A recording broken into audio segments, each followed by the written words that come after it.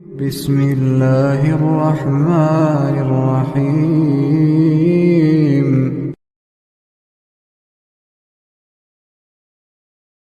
سیدنا ابو العباس عبداللہ بن عباس رضی اللہ عنہما سے روایت ہے کہ ایک روز میں نبی کریم صلی اللہ علیہ وسلم کے پیچھے تھا تو آپ نے فرمایا، اے لڑکے، میں تمہیں چند مفید باتیں بتاتا ہوں۔ تو اللہ تعالیٰ کے احکام کی حفاظت کر، یعنی اس کے احکام یعنی حکموں کی پابندی کر، وہ تیری حفاظت کرے گا۔ تو اللہ تعالیٰ کے احکام کی حفاظت کر، تو اسے اپنے سامنے پائے گا۔ جب تو سوال کرے تو اللہ تعالیٰ ہی سے سوال کرے، جب تو مدد طلب کرے تو اللہ تعالیٰ ہی سے مدد مانگے۔ یاد رکھ، ساری دنیا جمع ہو کر تجھے فائدہ پہنچانا چاہے تو وہ تجھے کسی بات کا فائدہ اور نقصان نہیں دے سکتی سوائے اس کے جو اللہ تعالیٰ نے تیرے لیے مقدر کر رکھا ہے۔ اور اگر سارے لوگ مل کر تجھے نقصان پہنچانا چاہیں تو وہ تیرا کچھ بھی نہیں بگاڑ سکتے سوائے اس نقصان کے جو اللہ تعالیٰ نے تیرے لیے مقدر کر رکھا ہے۔ قلم اٹھا لیے گئے اور صحیفے خشک ہو چکے ہیں۔ امام ترمذی نے اسے حسن صحیح کہا ہے۔ ترمذی کے علاوہ دوسرے محدثین کی روایتوں میں یوں ہے، تو اللہ تعالیٰ کے احکام کی حفاظت کر، تو اسے اپنے سامنے پائے گا۔ تو خوشحالی میں اس کی طرف رجوع کر، وہ تنگ دستی کے وقت تیری مدد فرمائے گا۔ یاد رکھو، جو چیز تمہیں نہیں ملی وہ تمہیں مل ہی نہیں سکتی تھی، اور جو کچھ تجھے مل گیا اس سے تو محروم نہیں رہ سکتا تھا۔ یاد رکھو، اللہ تعالیٰ کی مدد صبر سے وابستہ ہے، اور تکلیف و مصیبت کے بعد کشادگی اور فراخی آتی ہے، اور تنگی کے بعد آسانی بھی ہوتی ہے۔ جامع ترمذی حدیث نمبر 2516۔ صحیح الجامع الصغیر للالبانی حدیث نمبر 2661۔ عربوں کے یہاں دودھ چھڑانے کی عمر سے 9 برس تک کے عمر کے بچے کو غلام کہتے ہیں۔ عبداللہ ابن عباس کی عمر اس وقت تقریباً 10 سال کی تھی۔ اس حدیث میں حضرت صلی اللہ علیہ وسلم نے اپنے چچزاد بھائی ابو العباس عبداللہ بن عباس رضی اللہ عنہ کو چند نصیحتیں فرمائی ہیں۔ بظاہر اس حدیث کے مخاطب عبداللہ بن عباس رضی اللہ عنہ ہیں، لیکن فی الحقیقت آپ نے ان کی وساطت سے یہ تمام مسلمانوں کو ہدایت دی ہے۔ یہ ہدایات اور نصیحت بڑی جامع ہیں۔ ان پر عمل پیرا ہونے کی صورت میں ایک مسلمان کا ایمان تکمیل پذیر ہوتا ہے، مکمل ہوتا ہے، دنیا سنور جاتی ہے۔ وہ دنیا کی پرواہ نہیں کرتا اور اپنا حاجت روا صرف اللہ تعالیٰ ہی کو سمجھتا ہے، مشکل کشا صرف اللہ تعالیٰ ہی کو سمجھتا ہے، مانگتا ہے تو اس سے مانگتا ہے، دعا کرتا ہے تو اس سے دعا کرتا ہے۔ تکلیفوں کے وقت کسی کے سامنے جھکنے کے بجائے اپنے رب کے سامنے سجدہ ریز ہوتا ہے، اور اسے دنیا کے کسی بھی شخص کا ڈر نہیں رہتا۔ وہ اللہ تعالیٰ کی حفاظت اور امان میں آ جاتا ہے۔ پہلی نصیحت، اللہ تعالیٰ کے احکام کی حفاظت۔ آپ صلی اللہ علیہ وسلم نے نصیحتوں سے قبل انہیں اپنی جانب اچھی طرح متوجہ ہونے کے لیے فرمایا، لڑکے، میں تمہیں چند باتیں سکھانے لگا ہوں۔ آپ کا مقصود یہ تھا کہ یہ اہم باتیں ہیں، انہیں غور سے سن کر یاد رکھنا۔ اسے پوری طرح متوجہ کر کے آپ نے فرمایا، تم اللہ تعالیٰ کے احکام کی حفاظت کرو، یعنی اس کے احکام کی اطاعت کرتے رہو۔ تم اللہ تعالیٰ کو اپنے سامنے پاؤ گے، یعنی تم جب تک اللہ تعالیٰ کے احکام کی حفاظت کرو گے، اللہ تعالیٰ تمہاری حفاظت کرے گا، اور اس کی رحمت و برکت ہر وقت شامل حال رہے گی۔ یہ حقیقت ہے کہ جو شخص اللہ تعالیٰ کے احکام کی پابندی اور اس کا فرمانبردار ہوتا ہے، اللہ تعالیٰ خود اس کی نگہبانی اور حفاظت فرماتا ہے، اور ایسی جگہ سے اس کی روزی کا انتظام کرتا ہے کہ انسان کے وہم و گمان میں بھی نہیں ہوتا، جیسا کہ قرآن مجید میں ارشاد ہے، وَمَن يَتَّقِ اللَّهَ يَجْعَل لَّهُ مَخْرَجًا۔ اور جو شخص اللہ سے ڈرتا ہے اللہ اس کے لیے راستہ پیدا کر دیتا ہے، وَيَرْزُقُهُ مِنْ حَيْثُ لَا يَحْتَسِبُ۔ اور اسے ایسی جگہ سے روزی پہنچاتا ہے جہاں کا اسے گمان بھی نہیں ہوتا۔ سورہ طلاق آیت 2 اور 3۔ اس سلسلے میں صحابہ اکرام کی زندگیوں میں ہمیں بہت سے واقعات ملتے ہیں جن سے اللہ تعالیٰ کے اس ارشاد کی مزید تصدیق ہو جاتی ہے۔ صحابی رسول حضرت سفینہ رضی اللہ عنہ کا واقعہ مشہور ہے کہ ایک دفعہ دوران سفر جنگل میں جا رہے تھے کہ اچانک ایک خونخوار شیر آ پہنچا، وہ حملہ کرنے لگا تو حضرت سفینہ رضی اللہ عنہ نے فرمایا، اے شیر، یاد رکھو میں رسول اللہ صلی اللہ علیہ وسلم کا ساتھی اور خادم ہوں، کیا تو مجھے کھائے گا؟ چنانچہ ان کا بیان ہے کہ شیر حملے سے رک گیا، گردن جھکا کر ان کے پاؤں چاٹنے لگا اور اس نے ان کی نگرانی کی تاکہ کوئی دوسرا جانور انہیں پریشان نہ کرے۔ تم بھی تو نبی کریم صلی اللہ علیہ وسلم سے محبت کرنے والے ہو، تم بھی تو اللہ کے بندے ہو، پھر آج کے حادثات سے، دنیا کی طاقتوں سے کیوں گھبراتے ہو؟ اپنے رب کے سامنے سجدہ ریز ہو کر تو دیکھو، اپنے رب کو اس بری گھڑی میں یا مختلف بری گھڑیوں میں پکار کر تو دیکھو، وہ تمام بلائیں ڈر کر پیچھے ہٹ جائیں گی۔ اسی طرح مسلمانوں کے ایک لشکر کو رات جنگل میں ٹھہرنے کی ضرورت پیش آئی۔ حضرت عقبہ بن عامر رضی اللہ عنہ نے زور سے اعلان کیا کہ محمد رسول اللہ صلی اللہ علیہ وسلم کے ساتھی آج رات اس جنگل میں قیام کریں گے، لہذا تمام جانور جنگل خالی کر دیں۔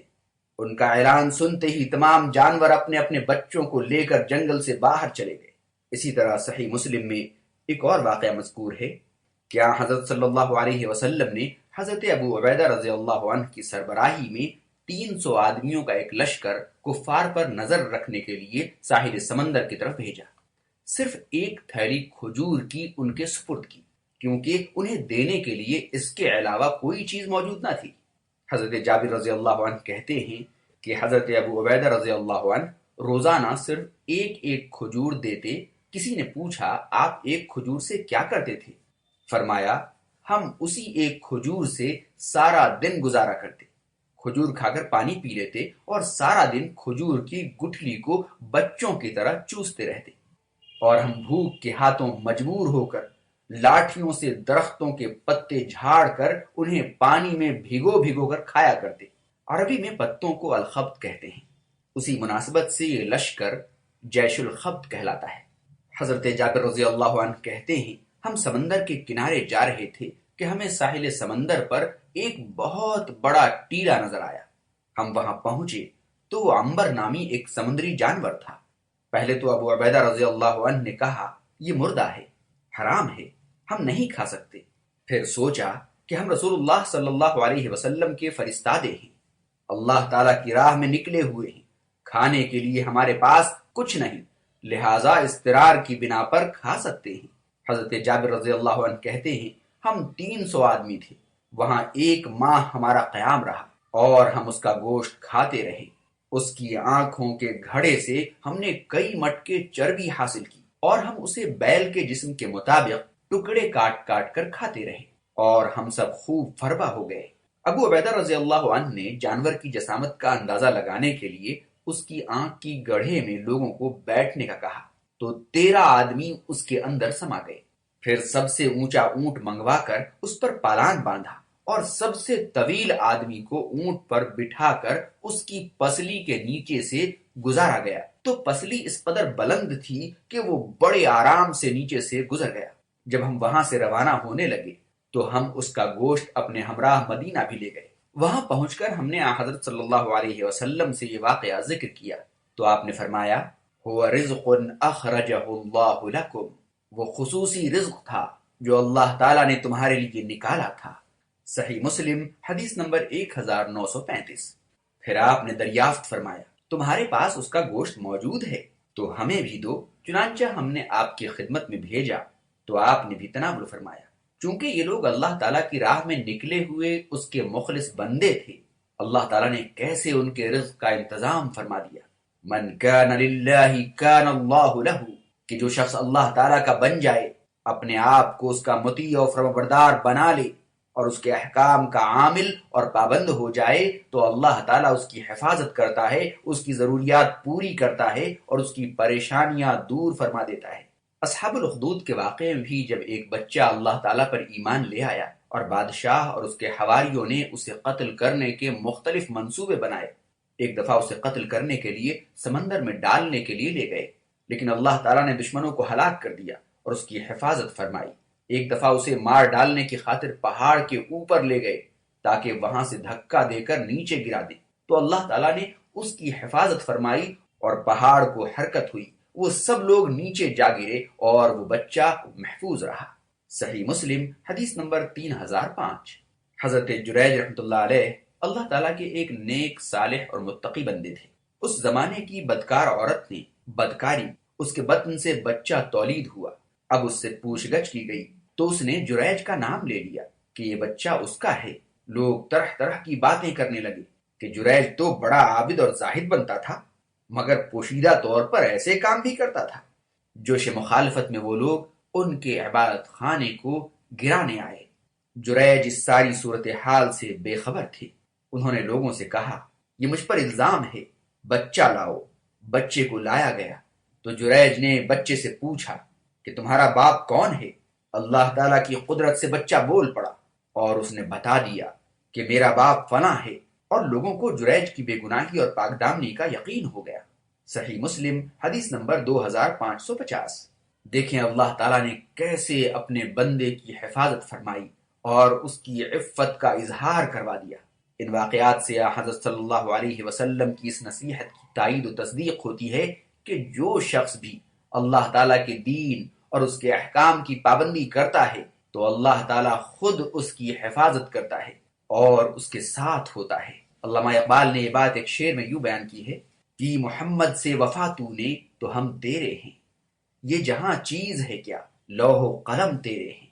حضرت صلی اللہ علیہ وسلم نے حضرت عبداللہ رضی اللہ عنہ کو دوسری وصیت یہ فرمائی، جب بھی مانگنا ہو تو صرف اللہ تعالیٰ سے مانگو۔ اس کا تعلق توحید سے ہے کہ انسان اپنی ہر قسم کی ضرورت صرف اللہ تعالیٰ کے سامنے پیش کرے، وہی حاجت روا اور مشکل کشا ہے۔ اس کے علاوہ کسی اور کو حاجت روا اور مشکل کشا سمجھنا توحید کے منافی اور شرک ہے۔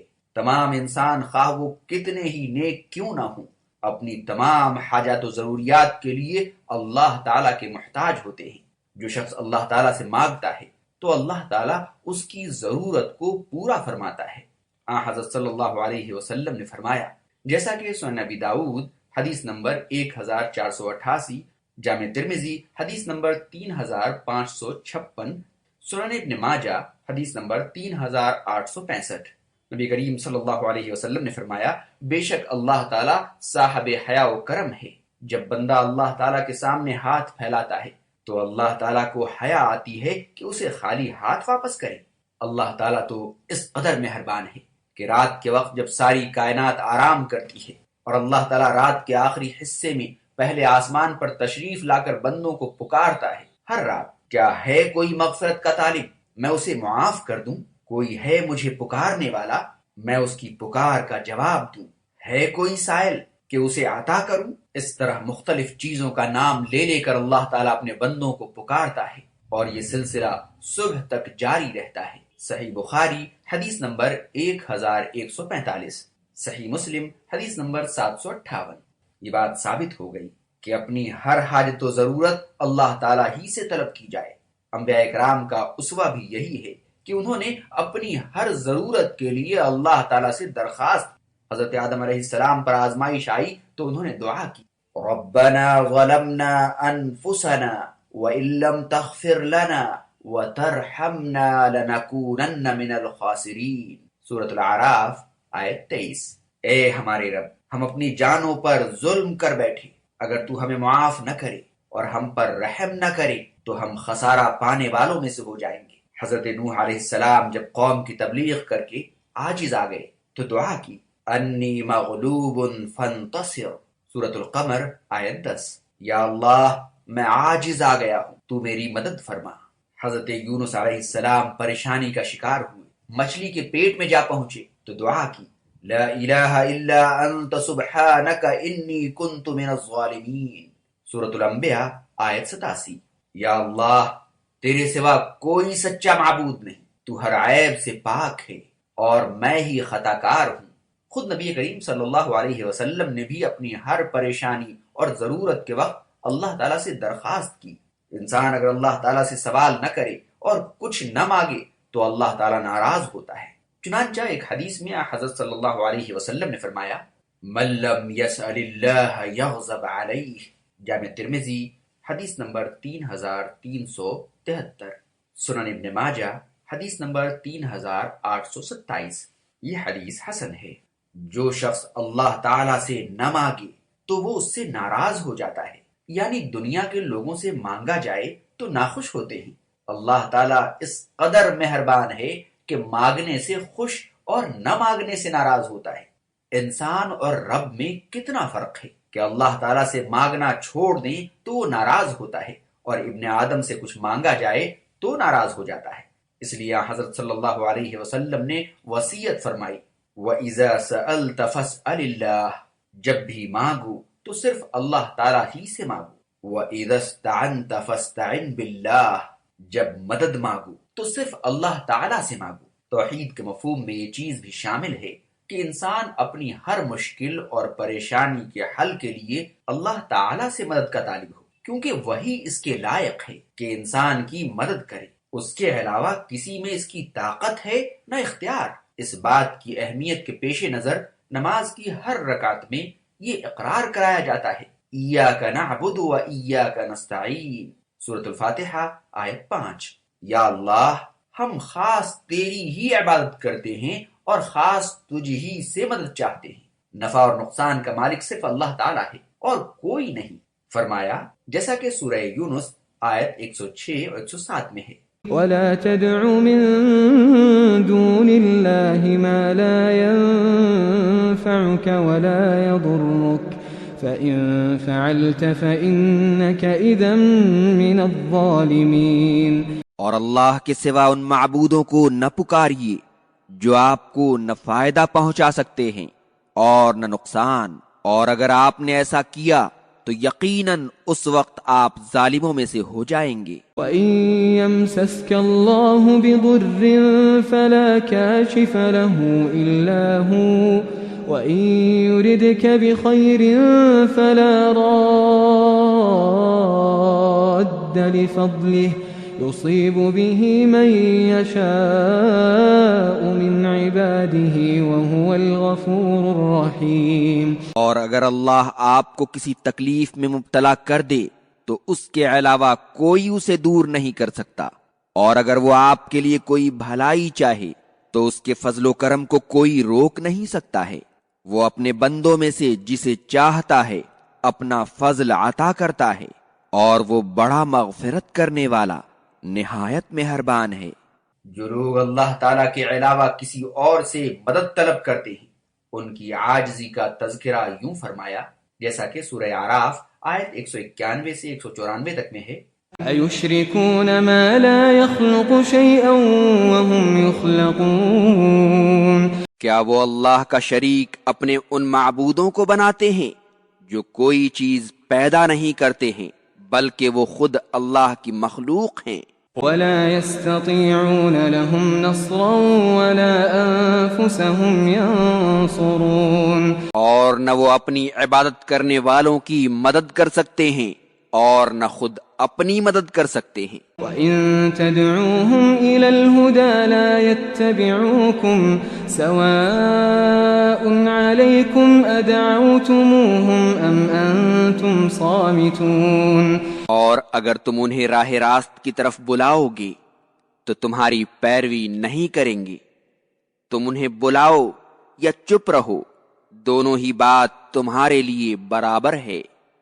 اور مشرکین اگر اپنے اصنام کو رشد و ہدایت کی دعوت دیں گے تو وہ ان کی پیروی بھی نہیں کریں گے، اس لیے کہ بے جان بتوں کے لیے ہدایت و گمراہی دونوں برابر ہے۔ إِنَّ الَّذِينَ تَدْعُونَ مِن دُونِ اللَّهِ عِبَادٌ أَمْثَالُكُمْ فَادْعُوهُمْ فَلْيَسْتَجِيبُوا لَكُمْ إِن كُنتُمْ صَادِقِينَ۔ بے شک اللہ کے سوا جنہیں تم پکارتے ہو وہ تم ہی جیسے اللہ کے بندے ہیں، تو تم انہیں پکارو، اور اگر تم سچے ہو تو انہیں تمہاری پکار کا جواب دینا چاہیے۔ اسی طرح سورہ نمل آیت 62 میں ہے، أَمَّن يُجِيبُ الْمُضْطَرَّ إِذَا دَعَاهُ وَيَكْشِفُ السُّوءَ۔ کون ہے جو پریشان حال کی پکار کا جواب دے جب وہ پکارے اور وہ تکلیف کو ہٹائے۔ یعنی اللہ تعالیٰ کے علاوہ کوئی نہیں، چونکہ پکار سننے والا، مدد کو پہنچنے والا اور مصائب کو دور کرنے والا اللہ تعالیٰ کے علاوہ کوئی نہیں۔ اسی لیے جب بھی مدد کی ضرورت ہو تو صرف اور صرف اللہ تعالیٰ ہی سے مدد مانگنی چاہیے۔ حضرت عبداللہ کو رسول اللہ صلی اللہ علیہ وسلم نے یہی وصیت فرمائی، جب بھی مدد مانگو تو صرف اللہ تعالیٰ ہی سے مانگو۔ خیال رہے کہ اس سے مراد فوق الاسباب یعنی ذرائع اور وسائل کے بغیر مدد طلب کرنا ہے۔ اسباب و وسائل کے بغیر صرف اور صرف اللہ تعالیٰ ہی مدد فرماتا ہے، اور اسباب و وسائل کے مطابق انسان بھی ایک دوسرے کی مدد کرتے ہیں۔ اسی لیے فرمایا وَتَعَاوَنُوا عَلَى الْبِرِّ وَالتَّقْوَى، سورہ مائدہ آیت 2، نیکی اور تقوی کے کاموں میں ایک دوسرے کی مدد کرو۔ توکل علی اللہ، آپ نے مزید نصیحت یہ فرمائی کہ ساری انسانیت مل کر تمہیں کوئی فائدہ پہنچانا چاہے تو نہیں پہنچا سکتی، اسی طرح سب مل کر تمہیں نقصان پہنچانا چاہیں تو کچھ نہیں بگاڑ سکتے۔ وہی ہوگا جو اللہ تعالیٰ کو منظور ہو۔ مدعی لاکھ برا چاہے تو کیا ہوتا ہے، وہی ہوتا ہے جو منظور خدا ہوتا ہے۔ قرآن مجید میں متعدد مقامات پر اللہ تعالیٰ پر توکل اور بھروسے کا حکم دیا گیا ہے، جیسا کہ سورہ آل عمران آیت 122 میں ہے وَعَلَى اللَّهِ فَلْيَتَوَكَّلِ الْمُؤْمِنُونَ، اہل ایمان کو تو اللہ تعالیٰ ہی پر بھروسہ رکھنا چاہیے۔ سورہ یوسف آیت 67 میں ہے عَلَيْهِ تَوَكَّلْتُ وَعَلَيْهِ فَلْيَتَوَكَّلِ الْمُتَوَكِّلُونَ، میرا اللہ تعالیٰ ہی پر بھروسہ ہے اور بھروسہ کرنے والوں کو اسی پر بھروسہ کرنا چاہیے۔ سورہ توبہ آیت 51 میں ہے قل لن يصيبنا إلا ما كتب الله لنا هو مولانا وعلى الله فليتوكل المؤمنون، آپ کہہ دیجئے کہ ہم تک وہی پہنچے گا جو اللہ نے ہماری قسمت میں لکھ دیا ہے، وہ ہمارا آقا ہے، اور مومنوں کو صرف اللہ پر بھروسہ کرنا چاہیے۔ سورہ طلاق آیت 3 میں ہے وَمَن يَتَوَكَّلْ عَلَى اللَّهِ فَهُوَ حَسْبُهُ، اور جو اللہ تعالیٰ پر توکل کرے تو وہ اس کے لیے کافی ہے۔ ایک حدیث میں حضرت صلی اللہ علیہ وسلم نے فرمایا اللہ تعالیٰ پر بھروسہ رکھو جیسا کہ اس پر بھروسہ رکھنے کا حق ہے، تو وہ تمہیں پرندوں کی طرح رزق دے گا کہ وہ صبح کو خالی پیٹ گھونسلے سے نکلتے ہیں اور شام کو پیٹ بھر کر واپس لوٹتے ہیں۔ سنن ابن ماجہ حدیث نمبر 4164۔ صرف اللہ تعالیٰ پر توکل اور بھروسہ کرنا ایمان کا تقاضا ہے۔ اسی لیے آپ نے یہ نصیحت بھی فرمائی کہ مومن کا پورا اعتماد، بھروسہ اور توکل صرف اللہ تعالیٰ پر ہونا چاہیے۔ لوگ نہ نفع پہنچا سکتے ہیں نہ نقصان، ہاتھ پر ہاتھ رکھ کر بیٹھے رہنے کو توکل نہیں کہتے، بلکہ محنت اور کوشش کے بعد اچھے نتیجے اور اچھے اجر اور اچھے معاملات کی امید اللہ کے سپرد کر دینا چاہیے، اور اسی کا نام توکل ہے، مشکلات کا دور کرنا۔